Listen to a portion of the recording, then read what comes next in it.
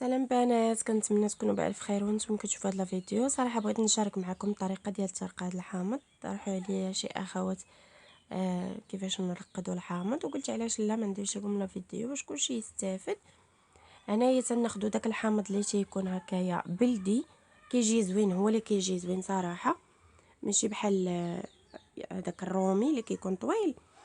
هذا كيكون بنين كتر وفي واحد النكهه خاصه، يعني مجهد.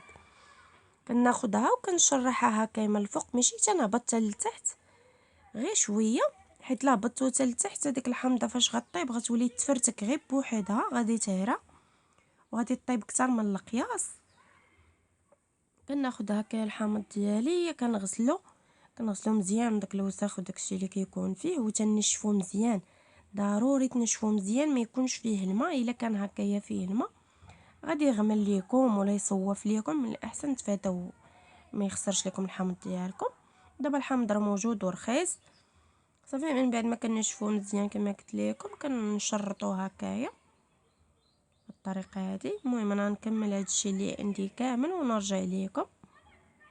الا عجبتكم الوصفه بطبيعه الحال ما تبخلوش عليا بلا لايك ديالكم، بارطاجوها مع الاحباب والاصدقاء ديالكم عفوا في مواقع التواصل الاجتماعي. هنايا كيكون عندي شي بواطه، شي قرعه، اهم حاجه تكون مغسوله مزيان ومعقمه ومنشفينها مزيان،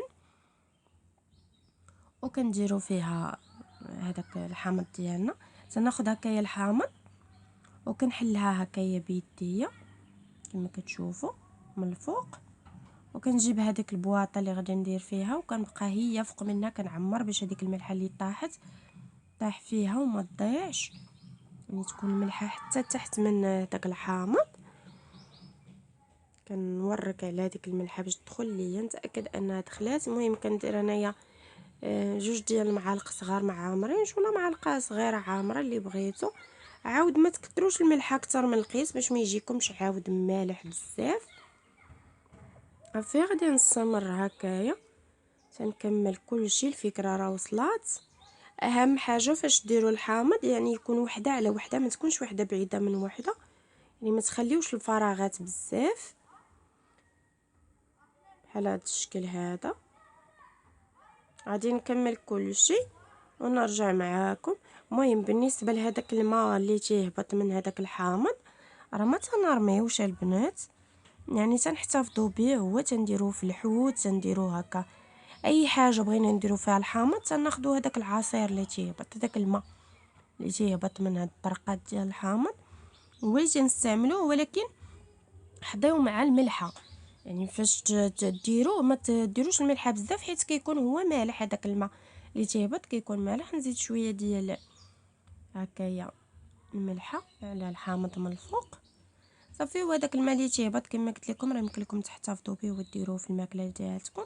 كنسدوا عليه ميم با 10 ايام كيكون واجد، كيجي زوين بزاف البنات، احسن من هذاك ديال العطار اللي كيكون بالصودا. الا عجبتكم الوصفه بطبيعه الحال ما تبخلوش عليا بلا لايك ديالكم، بارطاجيو الفيديو مع الاحباب والاصدقاء، ما تنسوناش من التعاليق ديالكم محفزه.